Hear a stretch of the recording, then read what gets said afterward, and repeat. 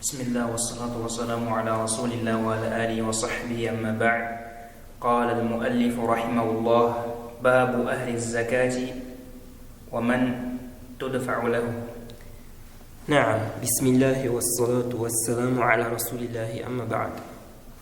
Donc là, le cheikh dit, chapitre, les gens ayant droit ou bien ceux ayant droit à la zakat. Ceux ayant droit à la zakat. Naam. Donc ceux qui méritent, ceux à qui on va donner la zakat. Naam. لا تدفع الزكاة إلا للأصناف لا تدفع الزكاة إلا لأصناف الثمانية الذين ذكرهم الله بقوله: إنما الصدقات للفقراء والمساكين والعاملين عليها والمؤلفة قلوبهم وفي الرقاب والغارمين وفي سبيل الله وبني السبيل فريضة من الله والله عليم حكيم. التوبة. Naam. Donc le cheikh ici nous cite un verset. Beaucoup de gens posent des questions sur qui sont ceux qui méritent la zakat, qui doivent bénéficier de la zakat. Ces gens-là sont cités dans le verset 60 de la sourate 9. Verset 60 de la sourate 9. Donc, c'est quelque chose à mémoriser. Dès qu'on veut savoir qui sont ceux qui doivent bénéficier de la zakat, il suffit de repartir au verset 60 de la sourate 9. Donc, le cheikh dit, on ne donne la zakat qu'aux 8 catégories qui ont été mentionnées dans la parole d'Allah. Ensuite, il a cité le verset. Donc, il n'y a que ceux-là qui doivent bénéficier de la zakat, n'est-ce pas? Donc, la zakat obligatoire. Donc, il a dit, on ne remet la zakat, on ne donne la zakat qu'aux 8 catégories mentionnées dans la parole d'Allah, où il dit les aumônes, ok? Et ce qui est visé ici, c'est quoi? C'est la zakat. Les aumônes ne sont destinées qu'aux pauvres, aux indigents, à ceux qui y travaillent.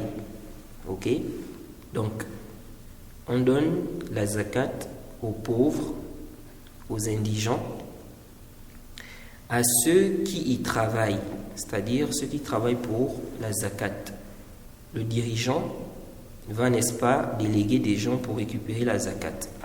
Donc ceux qui travaillent pour ça, que ce soit ceux qui enregistrent ou bien ceux-là qui se déplacent pour récupérer quoi? La zakat ou bien distribuer. Donc ceux-là doivent bénéficier de la zakat. Quand on récupère la zakat, on doit leur donner également une part. Allah a dit: et ceux dont le cœur est à gagner à l'islam. Ceux dont le cœur est à gagner à l'islam.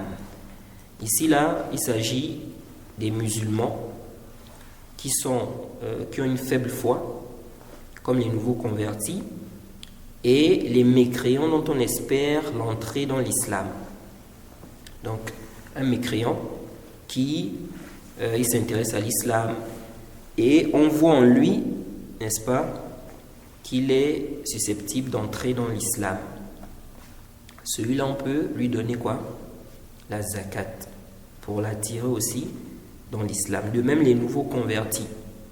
Donc, ceux-là qui se sont islamisés et qui ont encore une foi faible. On peut leur donner quoi?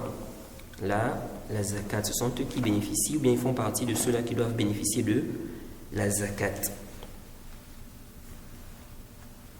Donc, celui qui a le nisab, ok, il a atteint le nisab, on a déjà détaillé cela. Il a le quota, le seuil minimum. Ça fait 1 an avec lui. Quand il va faire sortir sa zakat, donc le quart du dixième, ou bien quand il va enlever 2,5%, ce qu'il va enlever là, il donne ça à qui? Il donne ça à ceux qui ont été cités ici dans le verset. Parmi eux, on a donc, il y a le pauvre, les indigents, il y a le nouveau converti, comme on vient d'expliquer. De même aussi, Donc, le nouveau converti dont la foi est faible. De même que le mécréant qui s'intéresse à l'islam. Donc, quelqu'un qu'on veut attirer à l'islam. Ensuite, il a dit, et concernant aussi ce qu'on doit donner là. On a dit, la personne donne quoi dans la zakat là? Elle donne combien? Ce qu'elle enlève de son nisab là. C'est combien? Le quart du dixième. La personne peut donner aussi plus. Ce n'est pas quoi? Ce n'est pas interdit. Donc ce n'est pas parce qu'on dit que tu enlèves 2,5% ou bien le quart du dixième que ça veut dire que tu dois forcément donner ça juste. Non, tu peux donner plus. Et le plus là, c'est quoi? C'est un bien pour toi. Ensuite, il a dit et à l'affranchissement du joug. Donc, les esclaves. Quelqu'un qui a, n'est-ce pas, sa zakat à donner, il peut aller donner ça à un musulman faible de foi, un nouveau converti, comme on expliquait. Il peut aller donner ça aussi, n'est-ce pas, à un esclave, afin qu'il paye sa liberté. Et il a dit, et ceux qui sont endettés, ceux qui sont incapables de rembourser.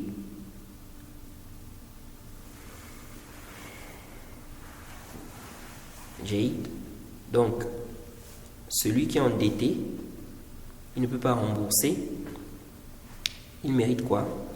La zakat. Il fait partie de ceux qui méritent la zakat. Mais s'il est endetté et il peut rembourser, est-ce qu'il doit bénéficier de la zakat? Non. Par exemple, quelqu'un qui travaille, il a un salaire, il a de l'argent et il est endetté. Mais il peut rembourser ça. Il n'a pas de difficulté à rembourser. Lui là, il ne rentre pas dans ceux qui doivent bénéficier de la zakat. C'est celui-là qui est endetté, qui est en difficulté. Ensuite, il a dit ici, et aussi, un point qui est important à comprendre, celui qui est endetté là, ne rentre pas dedans celui qui s'endette, n'est-ce pas, au sujet des choses illicites. Par exemple, quelqu'un il va faire des prêts à la banque. Il fait des prêts à la banque, des prêts avec intérêt. Des prêts avec intérêt. Et il se retrouve avec une dette très élevée. Donc il n'arrive plus à rembourser cela.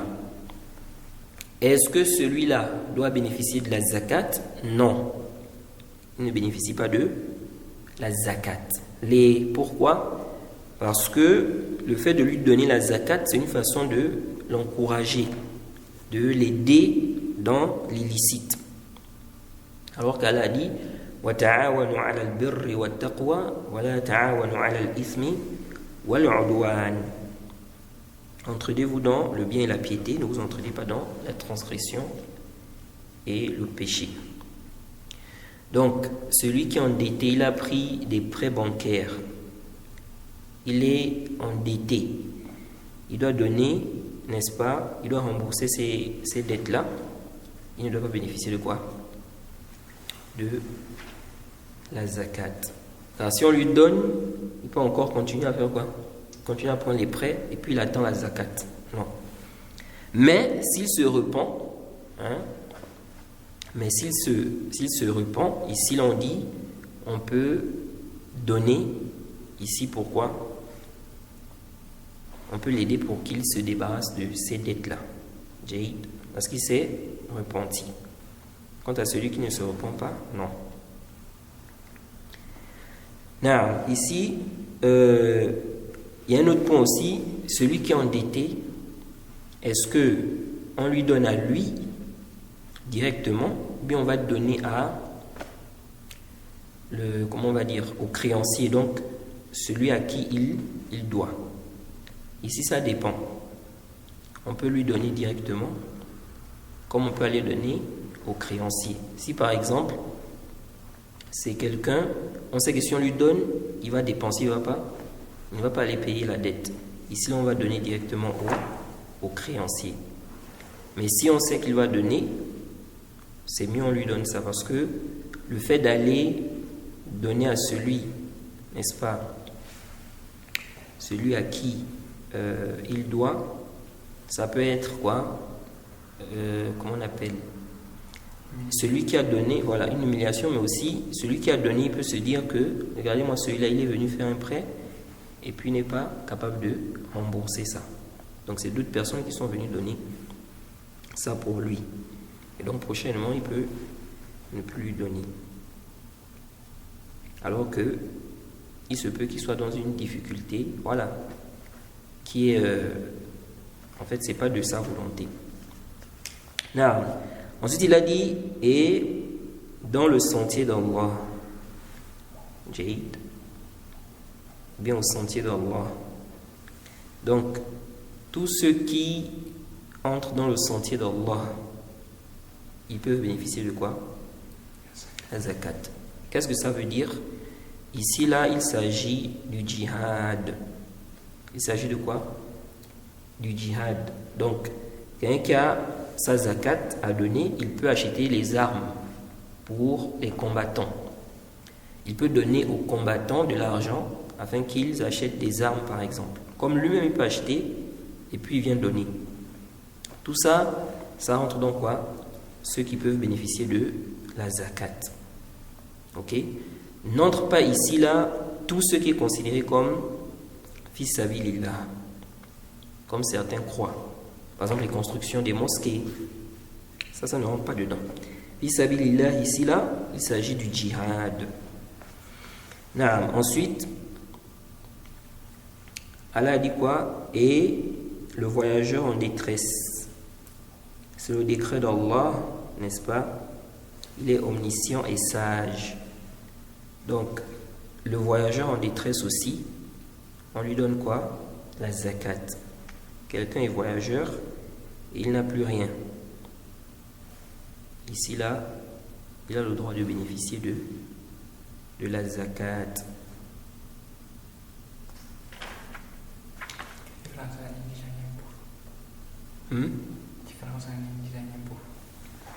Bon, il y a un grand débat aussi entre les gens de science par rapport à ça.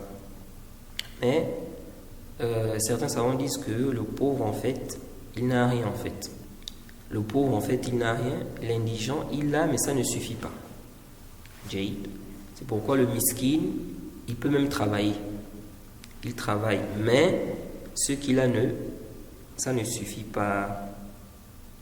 Or, le pauvre, il n'a rien, en fait. Non. Donc, quelqu'un qui n'a pas ce qui lui suffit, il fait partie de ceux qui doivent bénéficier de la zakat. Même s'il a un travail. Même si il a un travail. Parce qu'il y a des gens qui disent, oui, mais il travaille. Non, ce n'est pas un problème de il travaille. Il peut travailler, mais il n'a pas ce qui lui suffit. Soit parce que le salaire n'est pas suffisant, ou bien, n'est-ce pas, le salaire par rapport aux charges, ça ne suffit pas en fait. Non. ويجوز الاقتصار على واحد منهم لقوله صلى الله عليه وسلم لمعاذ فإنهم أطاعوك لذلك فأعلمهم أن الله افترض عليهم صدقة تؤخذ من أغنيائهم فترد على فقرائهم متفق عليه. Donc le cheikh dit il est permis de se limiter à l'une des catégories citées. Ça veut dire quoi? Que lorsque tu vas donner la zakat, il n'est pas obligatoire que tu donnes à toutes ces catégories-là. Donc que tu divises ta zakat, n'est-ce pas, par rapport à ces 8 catégories. Donc tu vas donner aux pauvres, n'est-ce pas, aux indigents. Tu vas chercher, par exemple, les nouveaux convertis qui ont des faibles foi, etc. Non. Une seule catégorie suffit. Jade. Il dit ici, car le prophète a dit, donc à cause du hadith où le prophète a dit, s'ils t'obéissent, s'ils t'obéissent, lorsque le prophète a envoyé Muaz au Yémen, il lui a dit, s'ils t'obéissent dans ça, donc dans la prière, concernant la prière, alors informe-les que Allah a rendu obligatoire sur eux une aumône. Ok? Donc la zakat. On prend cela de leurs riches et on donne cela à leurs pauvres. À partir de ce hadith, les savants ont divergé aussi concernant le fait de faire voyager la zakat. Est-ce que on peut faire voyager la zakat? Donc il y a une divergence parce que dans le hadith on a dit on prend de leurs riches et on donne à leurs pauvres. Donc c'est-à-dire les pauvres de cet endroit-là. Et d'autres savants dit non. On prend de leurs riches, c'est-à-dire les musulmans. Car dans le hadith, on a demandé de quoi? On leur a demandé d'attester, n'est-ce pas? De prier. Donc, qu'est-ce qu'on fait ici? Quand on dit ici, on prend de leurs riches pour donner à leurs pauvres, c'est-à-dire leurs riches musulmans, là on donne ça à leurs pauvres musulmans. Wallahu a'lam. Naam.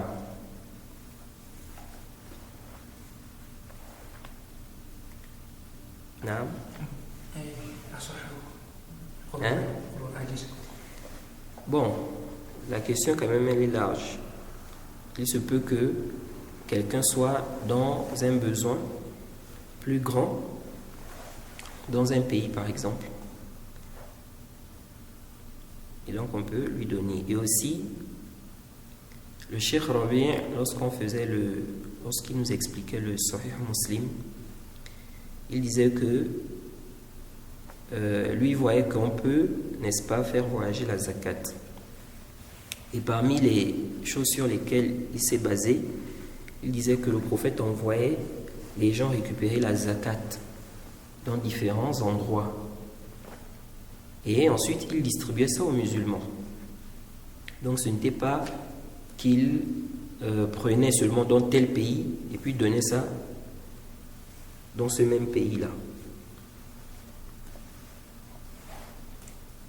Naam. ولا تحل الزكاة لغني. Naam. Le cheikh dit ici, la zakat n'est pas légiférée, ou bien le riche n'a pas droit à la zakat. Le riche n'a pas droit à la zakat. Naam. ولا لقوي مكتسب. Naam. De même, celui qui est valide, ok, la personne qui est, on va dire, valide, en bonne santé, et qui peut travailler, qui peut recevoir des revenus, des biens. Ok? Celui-là aussi, on ne lui donne pas la zakat. Il faut qu'il soit en capacité de travailler, ok? Mais pas seulement ça, qu'il réussisse à avoir également cela, ok? Qu'il réussisse à avoir également cela. Parce que quelqu'un peut être en capacité, il est en bonne santé, il est en capacité, mais il ne trouve pas quoi? Le travail. Ok? Il est dans un endroit, il est en capacité de travailler, par exemple quelqu'un a ses diplômes, mais il a déposé les diplômes, mais il n'arrive pas à trouver un travail.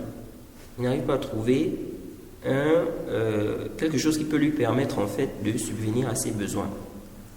Donc oui, bien que celui-là, il est dans la capacité de travailler, mais il ne peut pas, car il ne trouve pas. Ou quelqu'un, il a cherché au travail, il ne trouve pas. Même pour vendre, il n'arrive pas à trouver.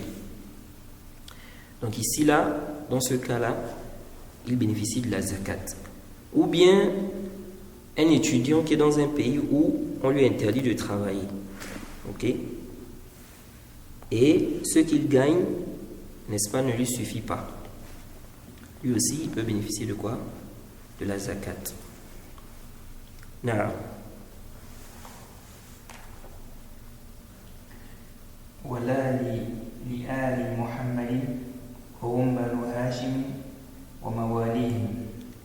Donc le cheikh dit, de même, la famille de Mohammed, ils ne doivent pas bénéficier de la zakat. Il dit ici, il s'agit de Banu Hashim et les esclaves que Banu Hashim ont libérés. Bon, ça, ce n'est plus trop, sauf pour ceux-là qui font partie de la famille du prophète et qui sont toujours à notre époque-là.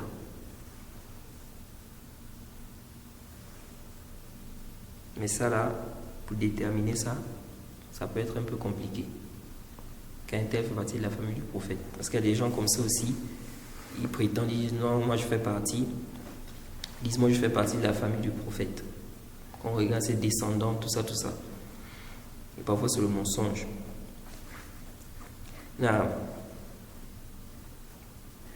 ولا لمن تجب عليه نفقته حال جريانها.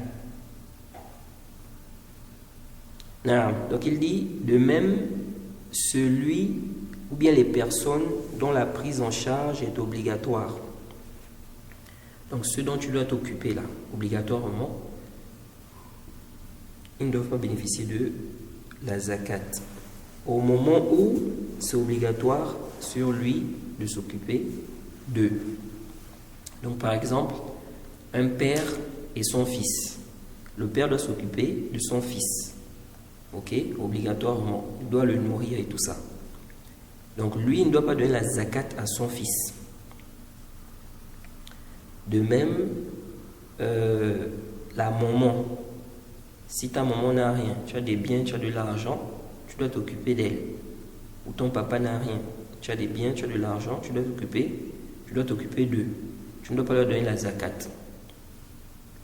Et les gens de science disent, n'est-ce pas, ça va être quoi? Une porte pour, n'est-ce pas, annuler l'obligation qui est sur toi. En disant que voilà, j'ai déjà donné la zakat.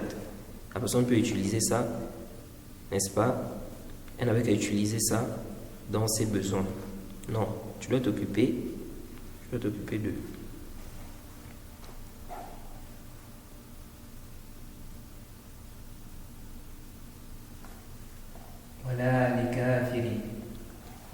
Donc on ne donne pas aussi la zakat à un mécréant. On ne donne pas la zakat à un mécréant, sauf le cas qu'on a accepté, ceux dont le cœur est à gagner à l'islam. Donc un mécréant dont on espère qu'il entre dans l'islam, donc on veut l'attirer à l'islam. Il est susceptible d'entrer dans l'islam.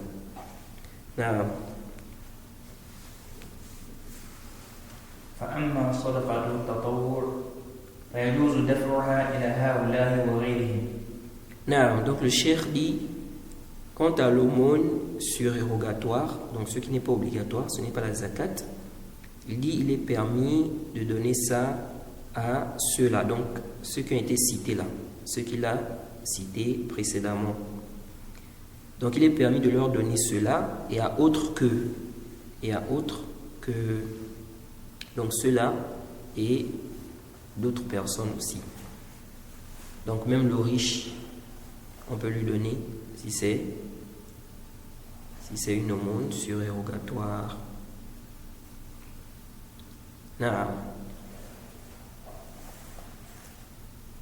قال النبي صلى الله عليه وسلم ولكن كلما كانت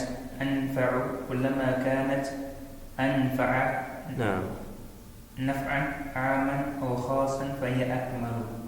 Le cheikh dit, plus l'aumône est bénéfique, qu'il s'agisse, n'est-ce pas, d'une aumône générale, qu'il s'agisse d'un profit général ou particulier, plus elle est quoi? Elle est complète, ou elle est plus complète. وقال النبي صلى الله عليه وسلم من سأل الناس أموالهم تكثرا فإنما يسأل جمرا فليستقل أو ليستكثر. رواه مسلم. Donc il dit, le prophète a dit, celui qui demande aux gens leur argent, afin de quoi? Afin de s'enrichir, d'en avoir beaucoup. Ok? Le prophète a dit, il est en train de demander une braise de feu. Alors qu'il demande, n'est-ce pas, qu'il diminue sa demande ou qu'il demande abondamment. Alors qu'il diminue sa demande ou qu'il demande abondamment. Donc en fait, le prophète dit ici que celui qui demande les biens des gens, il quémande les biens des gens dans le souci d'accroître ses propres biens. Donc il va avoir beaucoup. Le prophète a dit qu'il est en train de demander quoi? Une braise. Le prophète dit donc qu'il diminue sa demande ou qu'il demande, n'est-ce pas, abondamment. Now.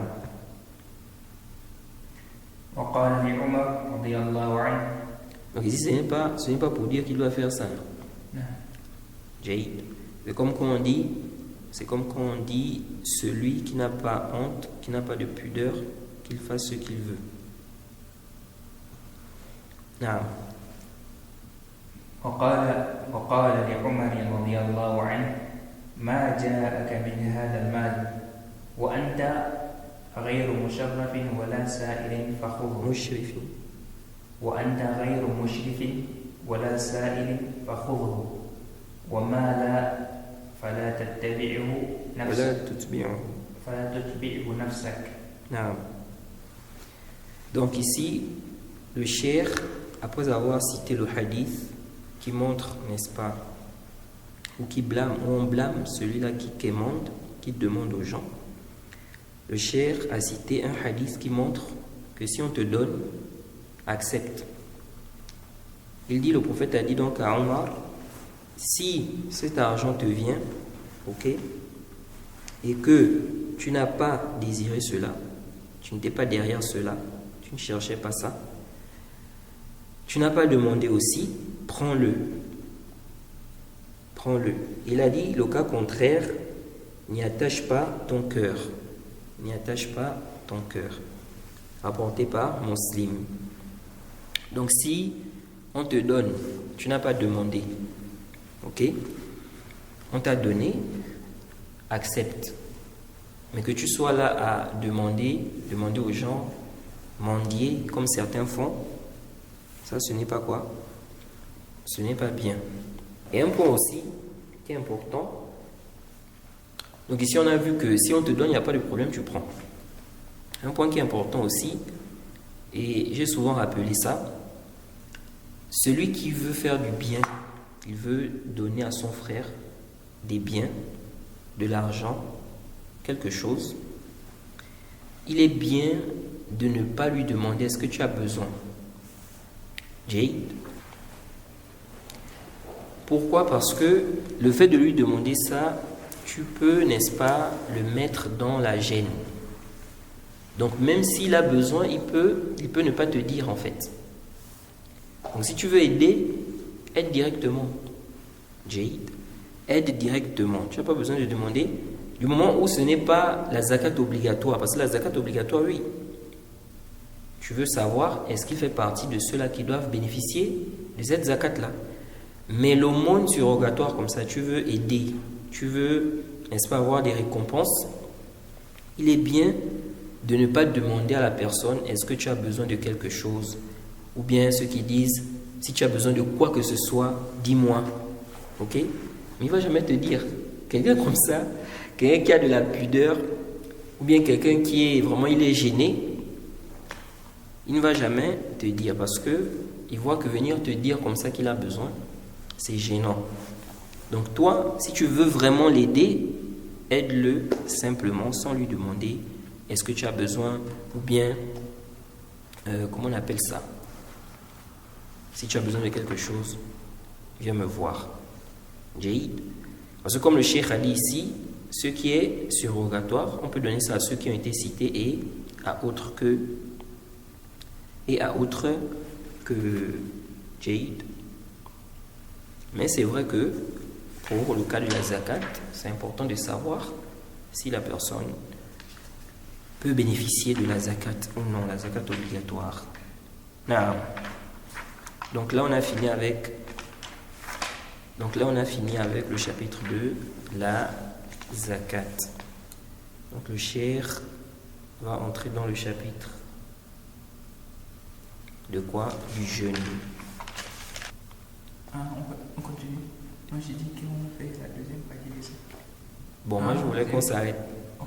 Tu veux qu'on entre au chapitre du jeûne? Ça passe au chapitre du jeûne. C'est quoi? Hein? On prend? Ok, d'accord. On va prendre un peu alors. Kitab al-Siyam. Donc le cheikh dit ici, chapitre du jeûne.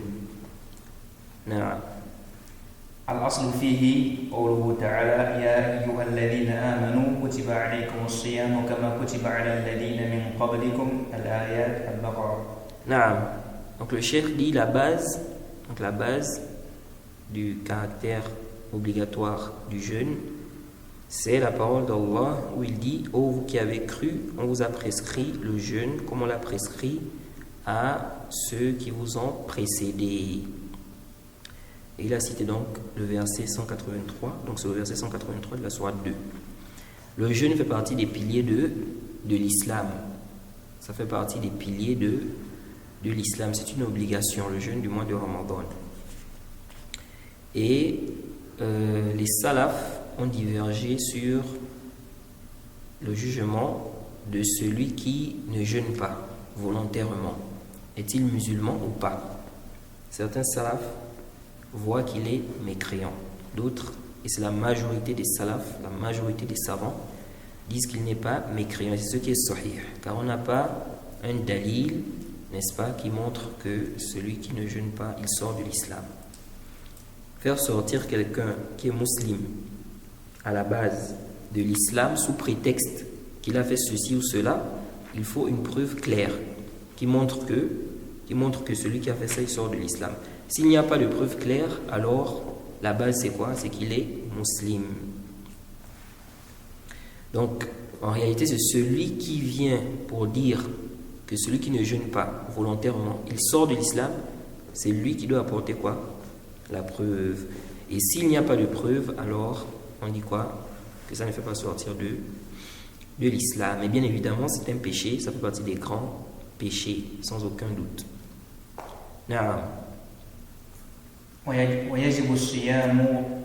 Et ici le cheikh, il s'est arrêté à la partie où il dit Kama kutiba ala alladhina min qablikum. Il n'a pas mis la suite où elle a dit La'allakum tattaqun, afin que vous puissiez atteindre la piété. Ça c'est le but du jeûne. Le jeûne, quand on jeûne aussi, c'est quoi? C'est pour atteindre la piété. C'est pour cela le jeûne doit en réalité être quelque chose qui te permet d'être meilleur, d'être pieux, meilleur que ta situation précédente. Ce n'est pas tu jeûnes, après le jeûne, tu repars dans une situation, ou bien tu vas dans une situation qui est pire que ta situation avant le jeûne. Donc il a dit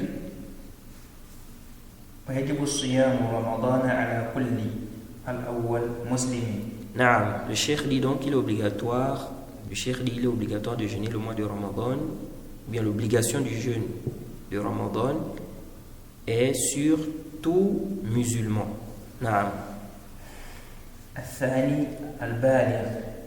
Qui atteint l'âge de la puberté. Celui qui atteint l'âge de la puberté. Chez la femme, lorsqu'elle a les menstrues, et chez l'homme, n'est-ce pas, c'est lorsque quoi? Il a pour la première fois. Chez l'homme, c'est lorsqu'il a pour la première fois la sortie du sperme. La femme, lorsqu'elle a pour la première fois les menstrues, ils sont pubères. Après, les savants divergent sur d'autres cas, d'autres éléments en fait. Est-ce qu'on prend ça en compte pour parler de la puberté? الثالث العاقل. Naam, celui qui a la raison. Donc le fou n'est pas concerné. Naam. الرابع قادر على الصوم. Naam. Quatrièmement, celui qui est capable de jeûner. Celui qui est capable de jeûner. Donc celui qui est incapable de jeûner, Allah n'impose pas une âme ce qui est au-dessus de ses capacités. Naam. Naam, c'est fini. J'ai dit celui qui est incapable de jeûner, il ne jeûne pas. Parce qu'il a dit celui qui est qadir. Donc ça veut dire que s'il n'est pas capable, il ne jeûne pas. Naam. الخامس برؤية هلاله أو إكمال شعبان 30 يوما. Naam.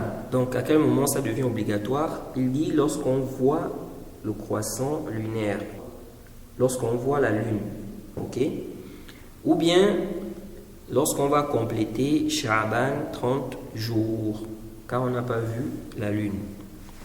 Donc ça veut dire que le 29, n'est-ce pas? Le 29, on commence à regarder quoi? On commence à regarder la lune, ok? Parce qu'en islam, on n'a pas 31 jours. C'est soit 29, soit 30. Donc ça veut dire que si on arrive au 29, on doit déjà savoir que demain sera soit le 30, soit le 1er. Ok? Parce qu'il n'y a pas 31. Donc si on est au 29, ça veut dire que le lendemain, ce sera quoi? Soit le 30, soit le 1er. Comment on va savoir? On observe la lune. Si on voit la lune, alors demain c'est le 1er. Donc le mois là sera un mois de 29 jours. Et donc le lendemain ce sera quoi? Le 1er. Et donc on va commencer le jeûne. Et si on ne voit pas, ça veut dire que le lendemain ce sera quoi? Le 30. Ce sera quoi? Le 30. Donc le jeûne ce sera le jour d'après. Et cela, qu'on voit la lune ou non. Car il n'y a pas quoi?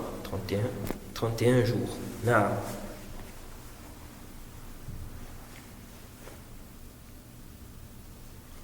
قال صلى الله عليه وسلم إذا رأيتموه فصوموا وإذا رأيتم. Donc, quand on a dit ici le 30, ou bien quand on a dit ici le 29, c'est le 29 de quel mois? Sha'ban. Non.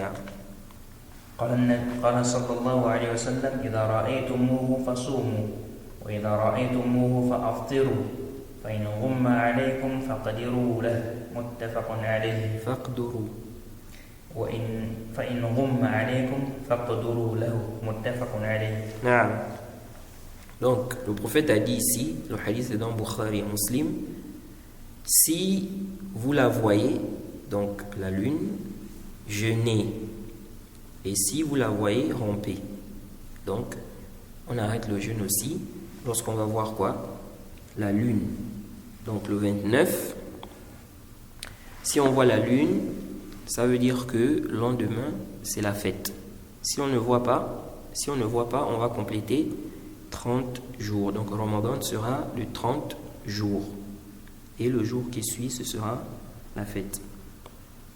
Donc, le prophète a dit, si vous la voyez, donc la lune, jeûnez. Et si vous la voyez, rompez. Et si vous êtes empêché par les nuages, alors complétez.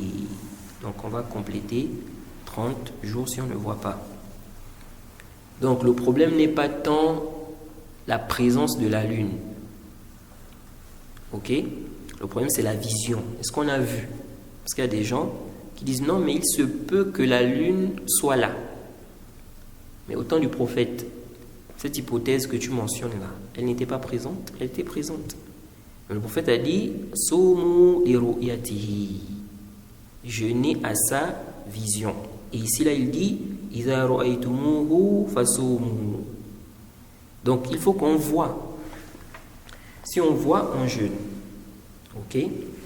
Si on voit, on jeûne. On ne se base pas sur les calculs astronomiques.